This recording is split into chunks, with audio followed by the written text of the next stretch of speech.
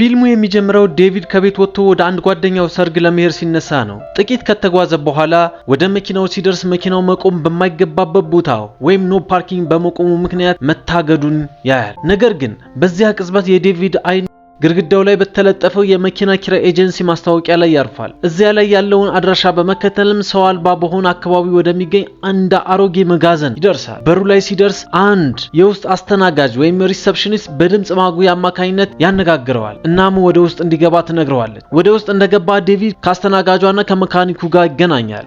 ሁለቱም ዴቪድን የ1994 ሳተርን ኤስኤል መኪና እንዲሰጡት ትዕዛዝ እንደደረሳቸው ይነግሩታል።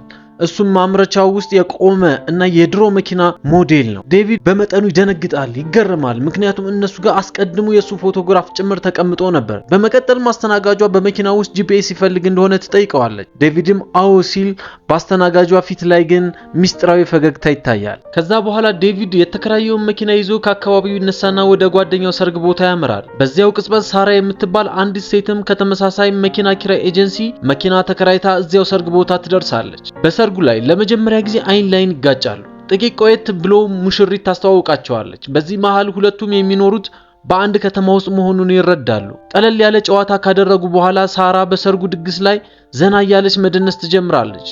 ዴቪድ ግን ሲጋራ ለማጨስ ወደ ውጭ ይወጣል። በዚህ መሃል ከጥቂት ቆይታ በኋላ ሳራ ዴቪድን እንደገና ውጭ ስታገኘው ሁለቱም መልሰው ወሬ ይጀምራሉ። ሳራ በዴቪድ ላይ አንድ ለየት ያለ ነገር ታስተውላለች። የሆነ ወደሱ የሚስባት በተመሳሳይ ጊዜ ግን የሚያስፈራ ነገር አለ።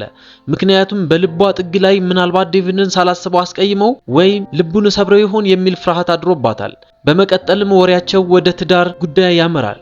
ሳራ በትዳር ላይ እምነት እንደሌላት ትናገራለች። በሌላ በኩል ግን ዴቪድ እሱ በትዳርና ቤተሰብ መመስረት ላይ ትልቅ እምነት ያለው ሰው መሆኑን ይነግራታል። ሳራ ፈገግ ብላ በዋዛ ፈዛዛ ታዳኔን ታገባኛለህ ስትል ትጠይቀዋለች። ዴቪድ ፈገግ ይላል እንጂ የተለየ ምንም ምላሽ አይሰጣትም። በመቀጠል ሳራ አብረው እንዲደንሱ ትጠይቀዋለች። ዴቪድ ግን እኔ መደነስ አልችልም ብሎ እያቅማማ እዚያው ይቆማል። ሳራም ወደ መደነሻው ወለል ታምራለች። ዴቪድ በሰራው ስህተት እየተቆጨ ሳራ ከሌላ ወንድ ጋር ስትደንስ በሩቅ ሆኖ በቁጭት ይመለከታታል። ከፓርቲው በኋላ በዚያው የቁጭት ስሜት ወደ ክፍሉ ይመለሳል። ከሳራ ጋር መደነስ ነበረብኝ እያለ ብቻውን ያስባል። በዚያው ቅጽበት ግን ሳራ እዛው አጠገቡ ባለው ክፍል ውስጥ ከቅድሙ ወንድ ጋር እያደረች ነበር። ነገር ግን በሳራ ፊት ላይም አንድ አይነት የባዶነት ስሜት ይታያል። ልክ እሷ ራሷ ከምን እየሸሸች እንደሆነም እንደማታውቀው አይነት ስሜት። በሚቀጥለው ቀን ዴቪድ በተከራያት መኪና ወደ ቤቱ እየተመለሰ ሳለ ድንገት በመኪናው ውስጥ ያለው ጂፒኤስ ልክ እንደ ሰው በቀጥታ ሊያነጋግረው ይጀምራል። ጂፒኤሱም ለመሆኑ በአንድ አስደናቂ ደፋርና ውብ ጉዞ ላይ መጓዝ ትፈልጋለህ ሲል ይጠይቀዋል። ዴቪድም በመጠኑ ይገረማል። ነገር ግን በጥቂት ማቅማማት አዎ ብሎ ይመልሳል። ጂፒኤሱም ዴቪድን የጉዞ መጀመሪያ አቅራቢያ ወደሚገኝ አንድ ምግብ ቤት ወይም ሬስቶራንት ሄዶ ቺዝበርገር እንዲበላ ይነግረዋል። እዛው ሳይገምተው ድንገት ሳራን በድጋሚ ያገኛታል። ሳራ በድጋሚ ልታሾፍበት እየሞከረች ለመሆኑ መቼ ነው እኔን ለቀጠሮ የምትጠይቀኝ ወይ ዝም ብለህ በሩቅ ስታደንቀኝ ብቻ ነው የምትኖረው ስትል ትጠይቀዋለች። ዴቪድም ፈገግ ይላል። ነገር ግን አሁንም ማቅማማቱ አልተወውም። በኋላ ላይ ሁለቱም መኪና ማቆሚያ ወይም ፓርኪንግ ላይ ሲደርሱ ለሁለቱም የተሰጣቸው መኪና አንድ አይነት መሆኑንና ጂፒኤሱም ለሁለቱም ልክ አንድ አይነት ነገር እንደነገራቸው ይረዳሉ። አሁን ግን የመለያው ጊዜ ደርሷል። ስለዚህ ዴቪድ ጥቂት ድፍረት አሰባስቦ ፈገግ እያለ ሳራ እኔ ደንሳለሁ ይላታል። ሳራም ፈገግ ትላለች። ከዚያም ዴቪድ መኪና ውስጥ እንደገባ ጂፒኤሱ ሳራን በመኪናው እንዲሸኛት ይነግረዋል። በዚያ ቅጽበት ግን የሳራ መኪና አልነሳ ይላል። ሁለቱም እርስ በርስ ተያይተው ፈገግ ይላሉ፣ ልክ ምንም ሳይነጋገሩ ሁሉንም ነገር እንደተረዱ ሁሉ። እናም በዴቪድ መኪና ውስጥ ሆነው አብረው ወደ አንድ አስደናቂ ጉዞ ያመራሉ። መድረሻውን እነሱ ራሳቸው ወደማያውቁት ጉዞ ወደፊት እየገሰገሱ በተራራማና ሰው አልባ በሆኑ መንገዶች ውስጥ ያልፋሉ። ልክ ወደማይታወቅ ቦታ እያመሩ ያሉ ሁለት የፍቅር ወፎች ይመስላሉ። በመጨረሻም መኪናው በአንድ ጥቅጥቅ ያለ ጫካ ውስጥ እንዲቆም ይነግራቸዋል። የመጀመሪያው ማቆሚያቸው እሱ እንደሆነ ይገልጽላቸዋል። እዛ አቅራቢያ አንድ ቀይ በር ይመለከታል። ዴቪድ እና ሳራ በጉጉት ወደ በሩ ውስጥ ይገባሉ። ድንገት ግን ራሳቸውን ፍጹም የተለየ ክፍል ውስጥ ያገኙታል። ዴቪድ ይህ ቦታ ከአመታት በፊት ካናዳ ውስጥ የነበረውና እሱም ከብዙ አመታት በፊት የሄደበት ያ አሮጌው የመብራት ማማ ላይት ሃውስ መሆኑን ወዲያውኑ ይረዳል። ከዚያም የፀሐይ ግባት ሰንሴት አስደናቂ እይታን አብረው ይመለከታሉ። ዴቪድ እንዲህ አይነቱ ውብ ቦታ ስለ ህይወታችንና ስለመረጥነው መንገድ ትርጉም እንደሚያስተምረው ያምናል። ያንን አስደናቂ ትዕይንት ከተመለከቱ በኋላ ሁለቱም ወደ መኪናቸው ተመልሰው ጉዟቸውን ይቀጥላሉ። ነገር ግን ይህ ሁሉ ነገር እንዴት ሊሆን እንደቻለ አሁንም ሊገባቸው አልቻለም። በቀጣዩ ማቆሚያ ላይ ጂፒኤሱ በአንድ ሰፊ ሜዳ ላይ እንዲቆሙ ያዛቸዋል። በሜዳው መካከል ሌላ በር ያገኛሉ። ወደ ውስጥ እንደገቡ እዛ ያለው የጥበቃ ሰራተኛ ሳራን ሲመለከት ወዲያውኑ ይለያታል። ዴቪድ በዚህ ነገር ይገረማል። ሳራም ፈገግ ብላ ይህ የምወደው የሥነ ጥበብ ሙዚየም ነው፣ ከልጅነቴ ጀምሮ እዚህ ይመላለስ ነበር ስትል ትነግረዋል። ሁለቱም በተሰቀሉ ስዕሎች መካከል ቀስ እያሉ ይዘዋወራሉ። ዴቪድ ግን ምንም ሳይናገር ሳራን በዝምታ ይመለከታታል።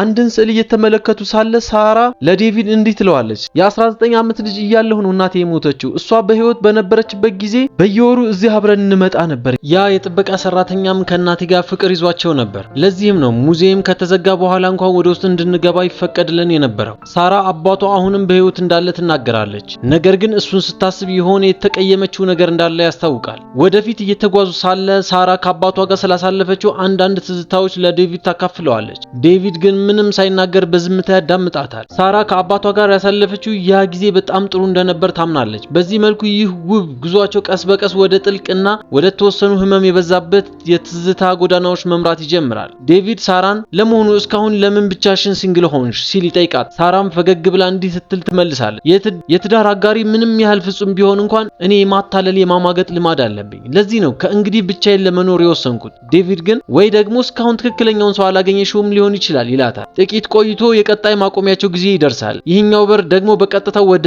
ዴቪድ የሁለተኛ ደረጃ ሃይ ስኩል ትምህርት ቤት ይወስዳቸዋል። እዚህ ሲደርሱ ሁሉም ሰው ልክ አሁንም የ15 ዓመት ልጅ እንደሆነ አድርገው ያስተናግዱታል። ዴቪድ ደረጃው ላይ በሁለተኛ ደረጃ ትምህርት ቤት ሳለ የወዳት የነበረችው ልጅ ክራሹን ይመለከታል። ለሳራም ያሳያታል። በዚያ ቀን በትምህርት ቤታችን የሙዚቃ ትዕይንት ላይ ዋናውን ገጸ ባህሪ ተጫውቼ ነበር። በትዕይንቱም ላይ ለዛች ለመወዳት ልጅ የውስጤን ፍቅር ገለጽኩላት። እሷ ግን በጊዜው እምቢ አለችኝ። ልቤም በጣም ተሰበረ። ከጥቂት ቆይታ በኋላ ሁሉም ሰው ዴቪድን አዘጋጅተው ያንን ድራማ እንደገና እንዲጫወት ይጠይቁታል። ዴቪድ መጀመሪያ ላይ ትንሽ ይጨነቃል። ቢሆንም ግን ወደ መድረክ ወጥቶ የሆነ ለየት ያለና የሚያስቅ ትዕይንት ያሳያል። ሳራ እሱን አይታ መሳቅ ትጀምራለች። በታዳሚዎቹ መካከል ደግሞ የዴቪድ ወላጆች ተቀምጠው ነበር። ነገር ግን በዚህኛው ጊዜ ዴቪድ በመድረኩ ላይ የተለየ ነገር ያደርጋል። ለዛች ለሚወዳት ልጅ ወደፊት ሌላ ሰው ታገቢያለሽ፣ ከዚያም ያንን ሰው ፈተሽ ትለያያለሽ ይላታል። በዚህ ምክንያት ድራማው ይበላሻል። ያቺ የድሮ ፍቅረኛውም ተናዳ ከመድረኩ ጥላ ትወጣለች። በዚያን ጊዜ ሳራ ወደፊት ትመጣና ትዕይንቱን እንድታጠናቅቅ ትረዳዋለች። ሁለቱም አብረው እየዘፈኑ ቀስ ብለው በሳቅና በትልቅ እፎይታ ስሜት ከአካባቢው አምልጠው ይወጣሉ።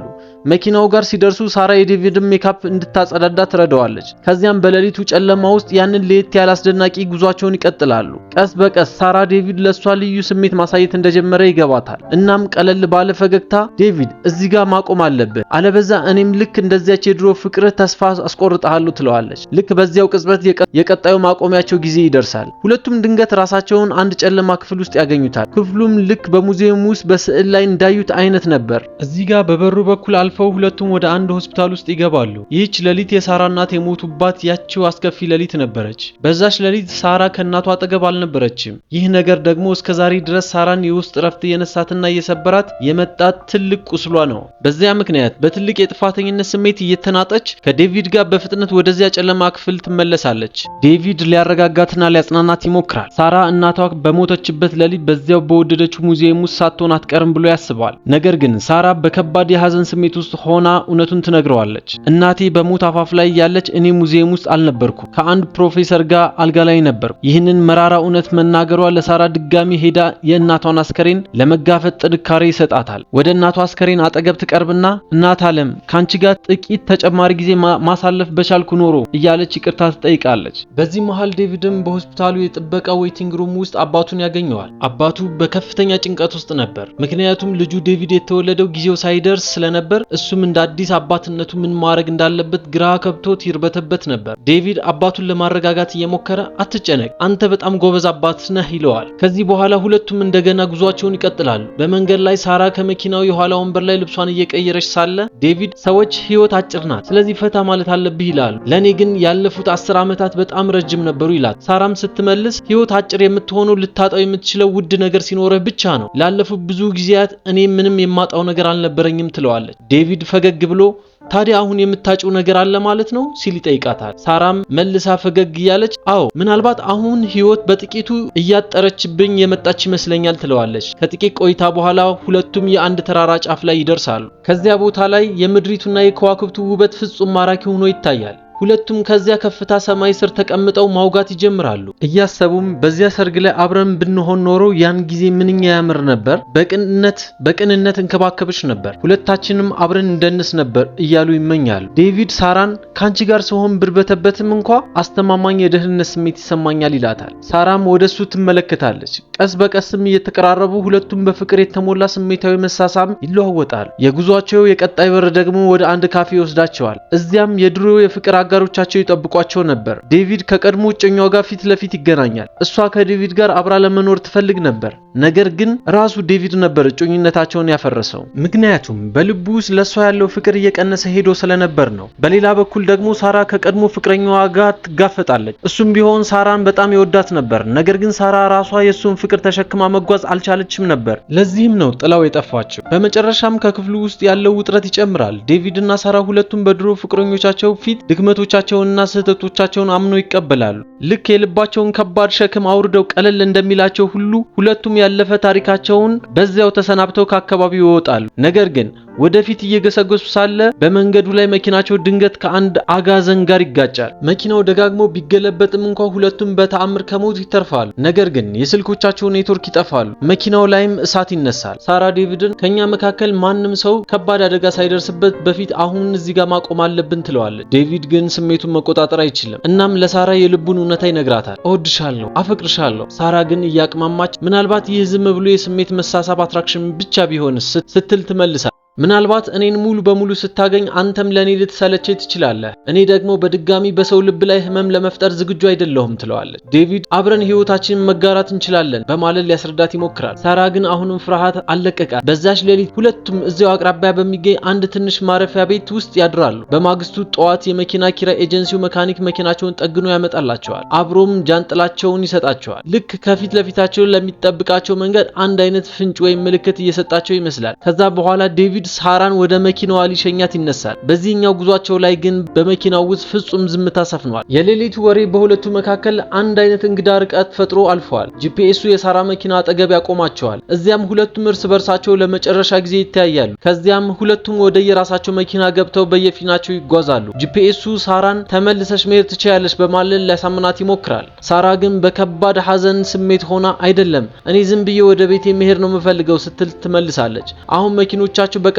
ወደ የቤቶቻቸው በሮች ይወስዷቸዋል። ነገር ግን እያንዳንዱ በር የሚወስዳቸው ወደ ልጅነት ቤታቸው ነበር። በዚህ አስገራሚ ዓለም ውስጥ ዴቪድ ራሱን በአባቱ ቦታ ያገኘዋል። እዚያም በድሮ ፍቅሩ እምቢ ተብሎ ልቡ የተሰበረው የ15 ዓመት የራሱን የልጅነት ገጽታ ይመለከታል። ወደዚያ የልጅነት አካሉ ይቀርብና ያጽናናዋል። ሙሉ ምሽት አብሮት ያሳልፋል። ምናልባትም በዚያን ጊዜ ማንም ያልሰጠውን ያንን ትልቅ ድጋፍና መጠጊያ እሱ ራሱ ሊሰጠው ፈልጎ ሊሆን ይችላል። በሌላ በኩል ደግሞ ሳራ ድጋሚ 12 ዓመት ልጅ ትሆናለች። ከእናቷ ጋር ያሳለፈቻቸውን አንዳንድ ውብ ጊዜያት ደጋግማ በህይወቷ ትኖራቸዋለች። ለብዙ ዓመታት ስትናፍቀው የነበረው ያሳቅ ታሪኮች፣ ፍቅር እና የእናት እቅፍ ሁሉ በድጋሚ ይሞላታል። በማግስቱ ጠዋት ሁለቱም ከየቤቶቻቸው ይወጣሉ። ዴቪድ መኪናውን ለመመለስ ወደ መኪና ኪራይ መጋዘኑ ያመራል። እዚያም እንደገና ከአስተናጋጇና መካኒኩ ጋር ይገናኛሉ። ዴቪድ ፈገግ ብሎ ለመሆኑ እናንተ ሰዎች ከእውነተኛ የህይወት አጋሮቻቸው ጋር ታገናኛላችሁ ሲል ይጠይቃቸዋል። እነሱ ግን ዝም ብለው ፈገግ ይላሉ። ልክ መልሱ እዚያው ጥያቄው ውስጥ እንዳለ ሁሉ ዴቪድ እዛ ጋር ከራሱ ፎቶ አጠገብ የሌላ ሴት ፎቶ ይመለከታል። ያቺ ሴት በእውነት ሳራ የነዳችውን መኪና መውሰድ የነበረባት ነበረች። ነገር ግን እሷ ሳትመጣ በመቅረቷ በመጨረሻ ሰዓት ሳራ መኪናዋን እንድትወስድ ተደረገ። ይህ ሁሉ ነገር የተከሰተው ዝም ብሎ በአጋጣሚ አልነበረም ማለት ነው። ዴቪድ ከሄደ በኋላ ሳራ መኪናዋን ለመመለስ እዛው ትደርሳለች። ነገር ግን ልቧን መቆጣጠር ስለማትችል ዴቪድን ለመፈለግ ትወጣለች። እናም በሆነ መንገድ በቀጥታ ወደ ዴቪድ አፓርታማ ፊት ለፊት ትደርሳለች። ዴቪድም ውጭ ተቀምጦ ነበር። ሳራ በፊቱ ቆማ ሁለታችንም አንድ ቀን እርስ በርስ ልንሰባበር ወይም ተስፋ ልንቆራረጥ እንደምንችል አውቃለሁ። ቢሆንም ግን እኔ አንተን እመርጣለሁ ትለዋለች። በመጨረሻም እወድሃለሁ በማለት የውስጧን ፍቅር ትገልጽለታል። ዴቪድም ፈገግ ብሎ ወደሷ ይቀርባል። ሁለቱም በፍቅር ይሳሳማል። ከዚያ በኋላ አብረው በመሆኑ ወደ መጨረሻው በር ይሻገራሉ። በዚያም የዚህ ውብ ጉዟቸው ማክተሚያ ሳይሆን አዲስና እጅግ አስደናቂ የሆነ የህይወት ጅምር ይጠብቃቸዋል። ታሪኩ እንግዲህ በዚህ መልኩ ፍጻሜውን ያገኛል። ታሪኩን እንደወደዳችሁት ተስፋ አደርጋለሁ። ይህንን ቪዲዮ ከወደዳችሁት ባካችሁን ቻናሉ ሰብስክራይብ አድርጉ። አመሰግናለሁ።